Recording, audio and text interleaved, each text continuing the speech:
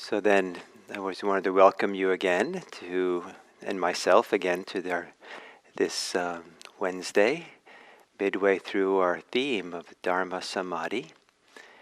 And the theme is tranquility, that theme often associated with silence. And now I get to fill the silence with sound. There's a saying in Buddhism that if you want wisdom, then become tranquil first. And that wisdom is associated with the mind. If you want wisdom, first become tranquil and relaxed in your body.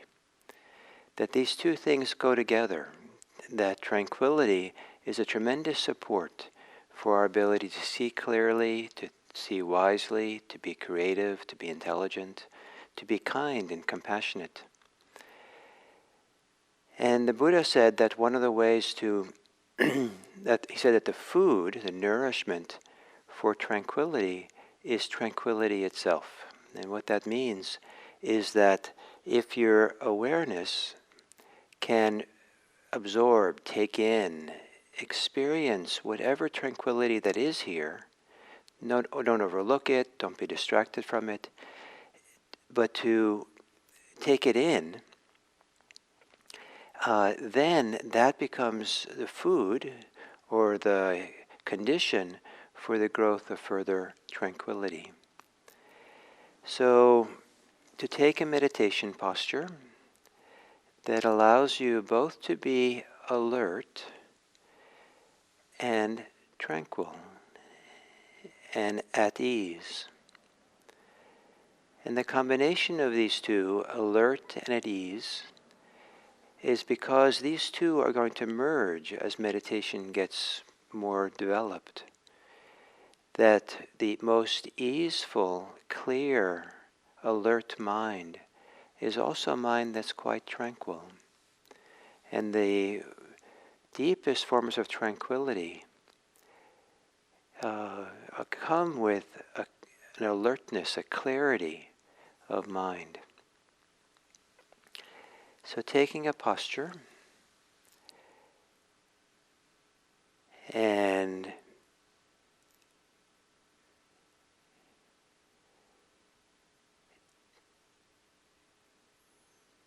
gently close your eyes, and right off,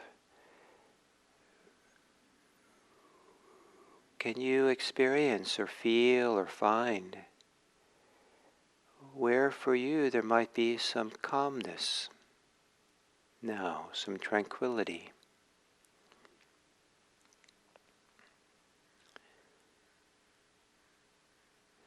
Some sense of ease, being undisturbed, even if it's a very small little corner of your experience. Or perhaps it's almost on the edges of just beyond the edges of your body.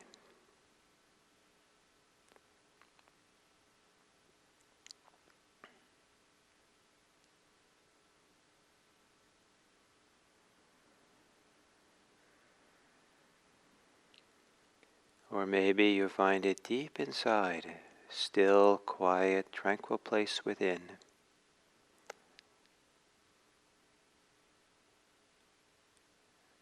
And as you exhale, perhaps you can settle into that tranquility.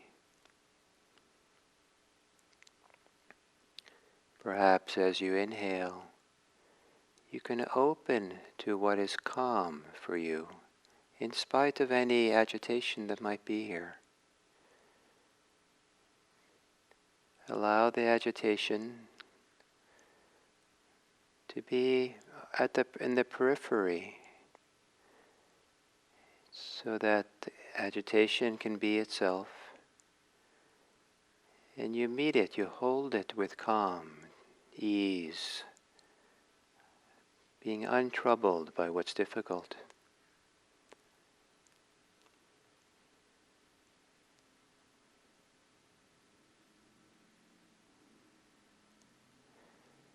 And then becoming sensitive to whatever might be calm or tranquil in the experience of breathing. Is there anything in the whole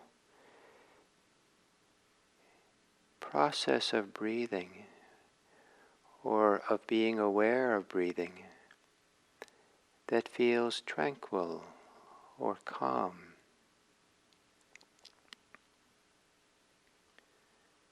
Perhaps if you quiet your thinking mind, maybe not trying so much to understand or figure out with a thinking mind,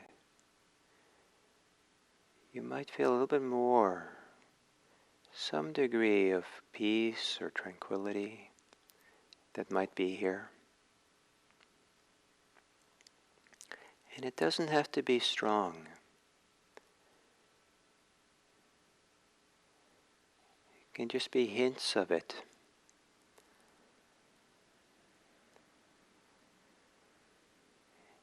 And then with that, whatever calm you have,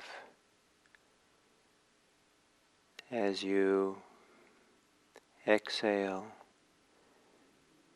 softening the muscles of the face,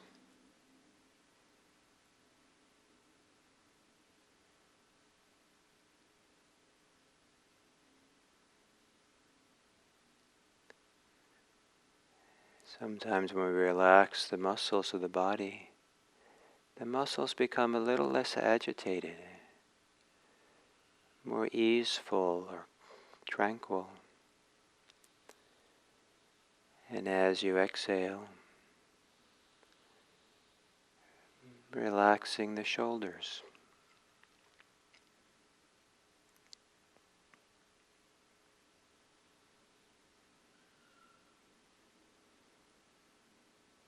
As you exhale, softening in the chest. Maybe releasing the diaphragm.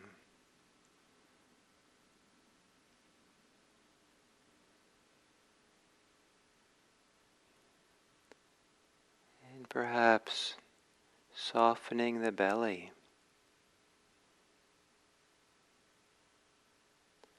Releasing the belly.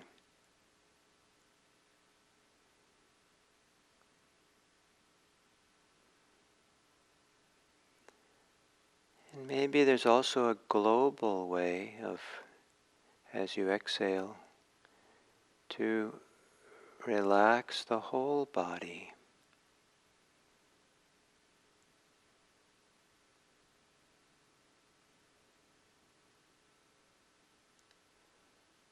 To release the edges of the body.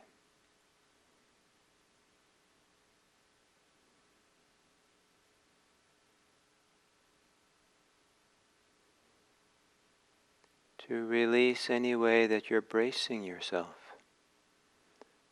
Let it soften.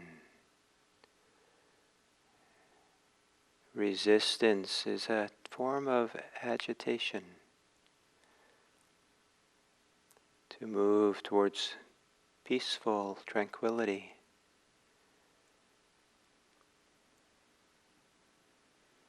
Is to release the resistance.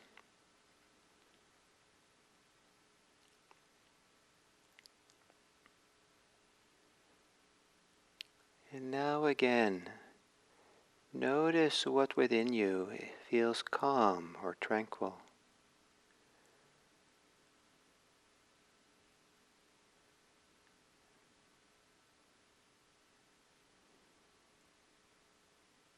And if there still remains some place of tension, maybe around your thinking or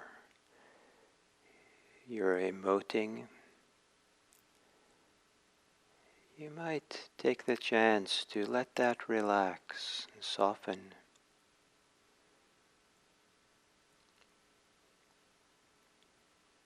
So perhaps there begins to be a little bit of tranquility of mind as well.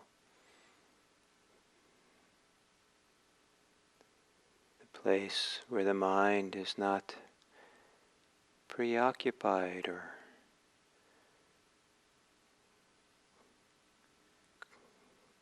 excessively concerned about something, but that place where the mind can be at rest.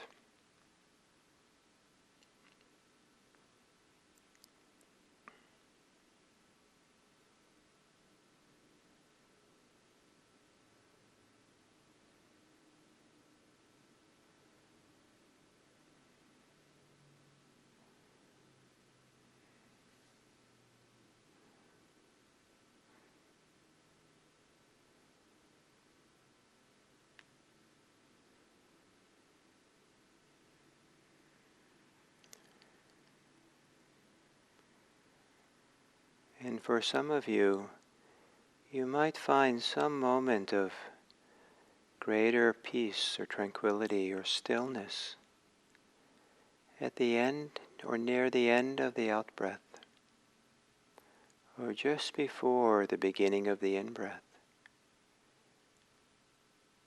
Or you might feel it in the whole slide of exhale and the rising of the inhale, in the rhythm of breathing.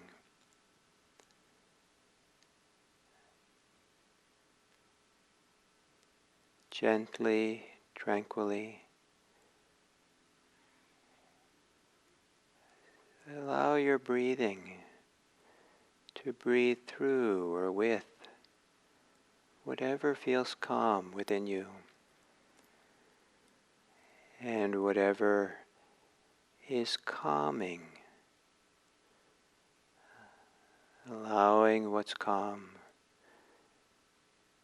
to be calming for the mind, the heart, and the body.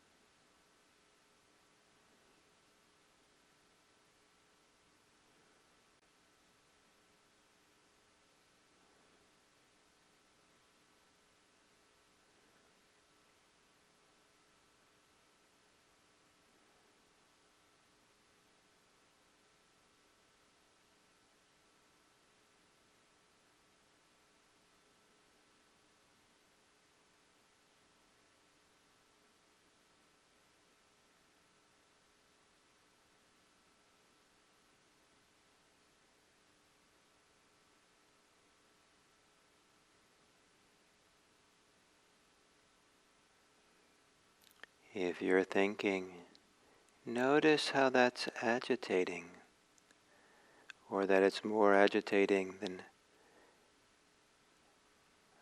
a place where there is no thinking,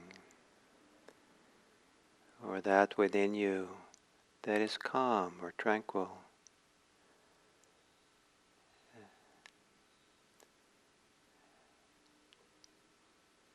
Entrust yourself to the tranquility within. Trust it. Breathe with it. Let go into it.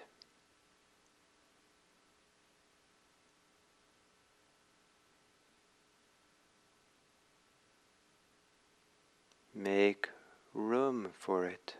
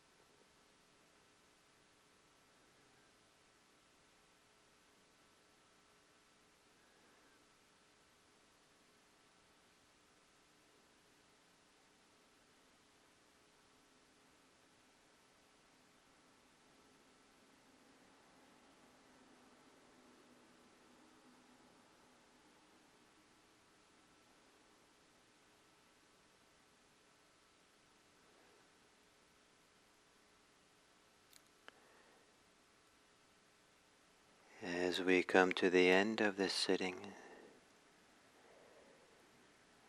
you might reflect upon how, when we're agitated, that we often don't see clearly, we often don't behave wisely, that it's more difficult to think clearly, feel clearly, when there's a lot of inner disturbance and agitation. When the agitation is settled, when we're calm and tranquil enough, then it's easier to see clearly. It's easier to speak wisely and kindly. It's easier to act appropriately. And maybe most important, or very important, is that when we are calm and tranquil, it's easier to convey our love and our care, our friendship. That's hard to convey accurately if we're agitated, tense, stressed out.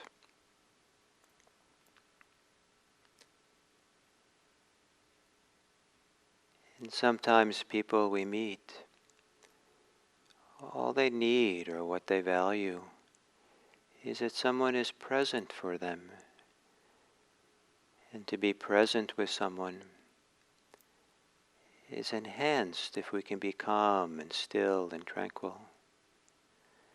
If we know how to attend in a full, calm way. One of the great vehicles for caring and loving the world, compassion, is our ability to act and feel with a calm place, unagitated. And one of the reasons to develop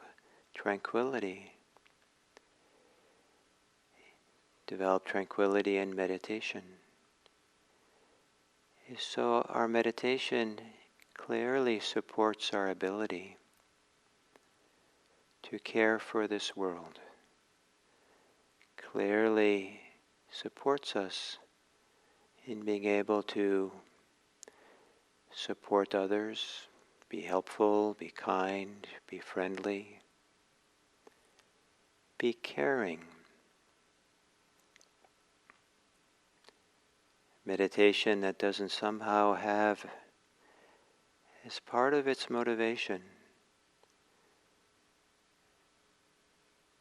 to bring a caring attention to others will always be a meditation that stays to some degree agitated, resisting something deep. And so at the end of meditation, to set the intention that on this day, in these next 24 hours, may it be in a relaxed, unforceful way, without obligation. May it be that your ability to be calm supports you in making the life of someone else a little bit better, a little bit more easeful and safe and happy. May it be that as you're calm, the best qualities of your heart has a chance to help you gaze or see or feel the world in kindness. So your heart's wish might be, may all beings be happy. May all beings be healthy. May all beings be free from all afflictions. And may all beings share together in caring for each other. May we all be free enough to care.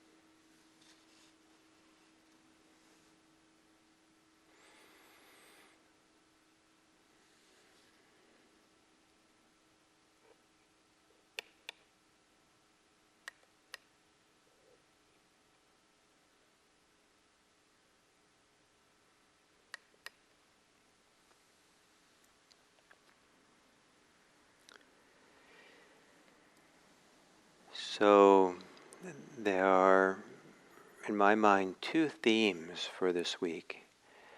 The explicit one, or the main one, is what's called the 5 Dharma Samadhis, or 5 qualities of Dharma Samadhi, which is, the word samadhi here relates to the fact that this is not just an individual quality of heart and mind that arises, but they're really something that arises and moves through us, something that we open to and kind of fills us or becomes a little bit more the state of who we are.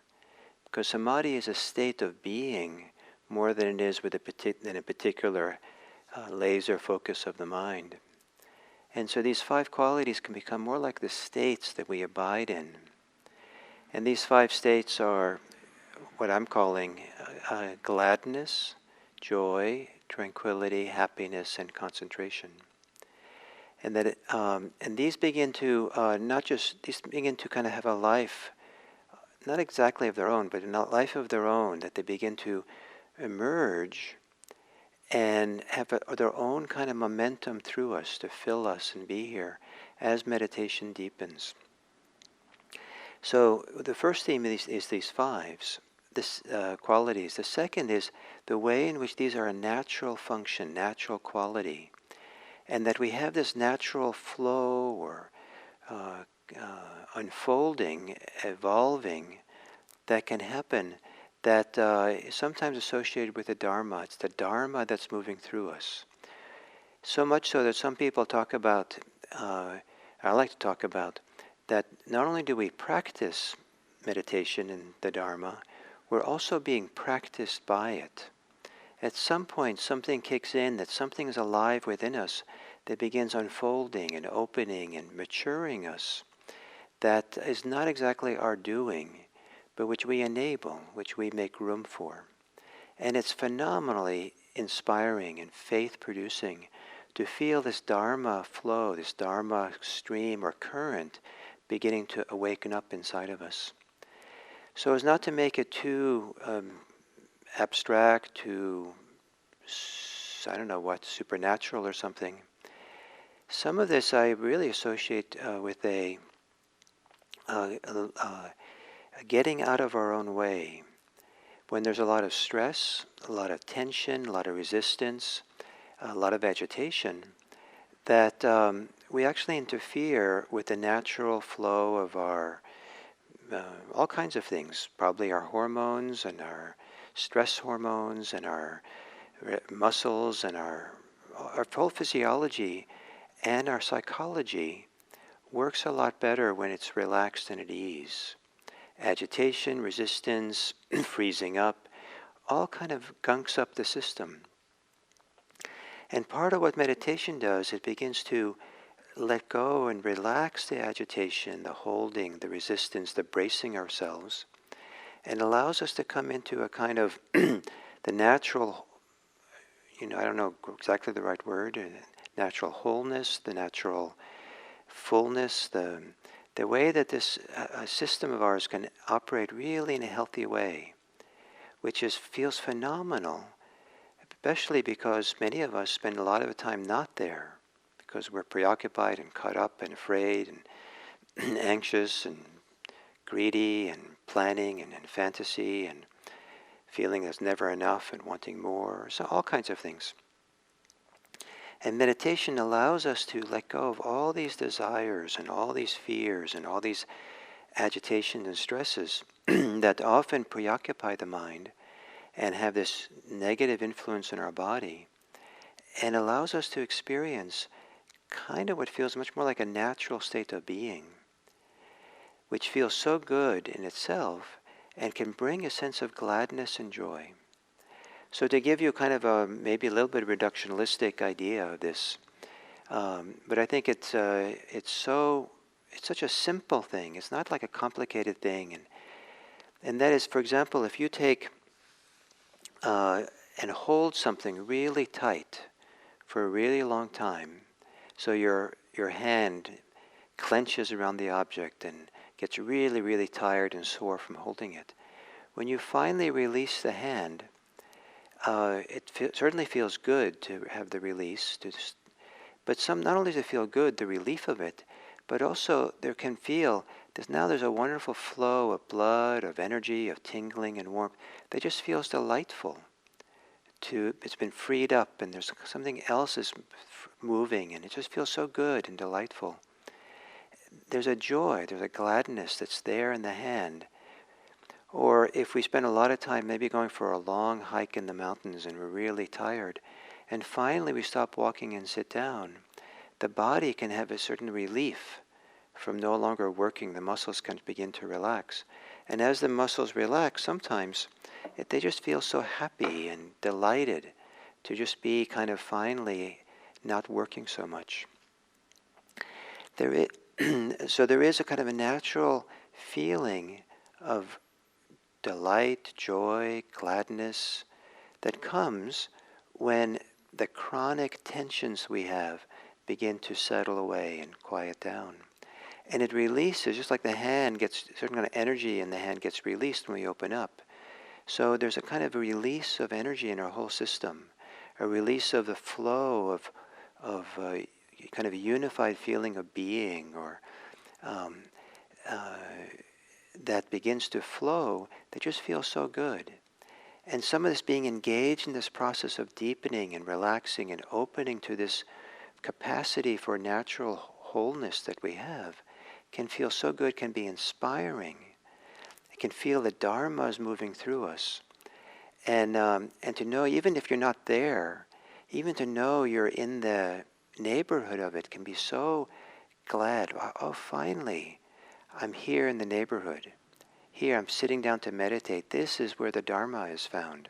This embodied Dharma that is found within us. So a gladness arises, a joy can arise, and a joy that develops more and more. Also, the more we are unagitated. The piti, the second part of these Dharma Samadhi, is often associated with the mind, piti manasa. And however, it's often felt when it's strong, very physically in the body. There's going to be a lot of tingling and energy and all kinds of wonderful sensations in the body. As we settle more in meditation, as we open more, as we're more present for our experience, the physical side of this piti, of this joy, begins to abate and quiet down. And this is a further deepening of returning, coming into this deeper natural state where this extra agitation, because joy is a little bit of an agitated state, maybe much less than how we live daily life, but it's a little bit energized state. And at some point, as the joy is there and we're content and happy, feel safe, feel like it's so good to be here, the mind is not so inclined to be thinking about other things or be concerned about things because it feels so satisfying to be here.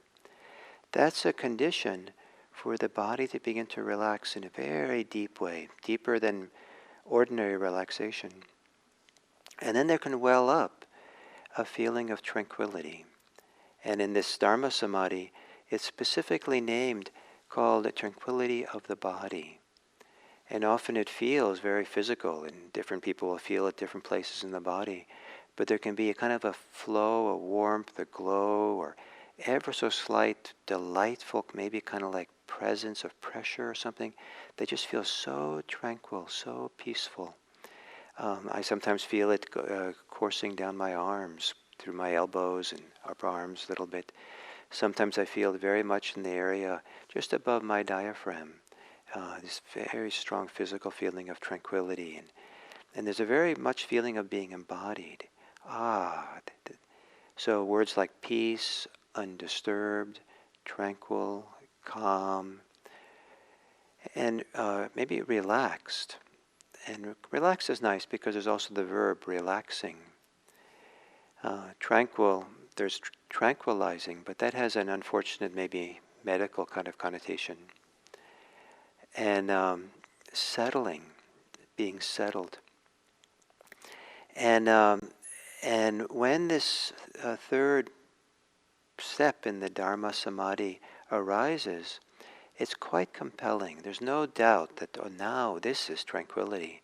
It feels like drinking something really sublime, like just, really drinking refreshing, cool, wonderful, settling water on a hot day, or lay, in the middle of the day after a busy, hard day, kind of laying in bed in a soft bed and just being so, the body becomes so relaxed and at ease. Maybe waking up from a nap, there's something that approaches that kind of tranquility. So the food, the nourishment for this kind of tranquility, the Buddha said, is tranquility itself. So to begin tuning into where we feel calm, it's very easy that maybe we're so concerned with what we're thinking about, what we're focusing on, what our concerns, we miss parts of what's going on. And perhaps there's more calmness in your body than you avail yourself of. Maybe it's not so difficult to touch into a little bit more place where you're settled or calm, or maybe just a little bit more you can calm yourself a teeny bit. Relax your shoulders, your belly. Throughout the day, you might want to see if there's, through your day, if you make tranquility and sense of inner peace or calm a theme to keep coming back to over and over again. Find it, come back to it, relax yourself, and take the chance, maybe for the next 24 hours, to see, one day in a lifetime, to really make this day the day that you specialize, that you really explore and develop and get to know better and familiarize yourself, become a good friend with your capacity for being calm or tranquil. I think it'll probably be a day well spent. And you have many more days after this to be agitated if you want. But maybe for one day to make this your theme and stay close to it. And if you have a friend, maybe who you can share it with and see what you'll learn. See what you'll learn about this whole thing. So, and this will be the preparation for happiness. And there's this way these things flow. Gladness flows to joy. Joy flows to tranquility. Tranquility flows to something called happiness. And happiness flows to concentration. And I look forward to being with you again tomorrow. Thank you.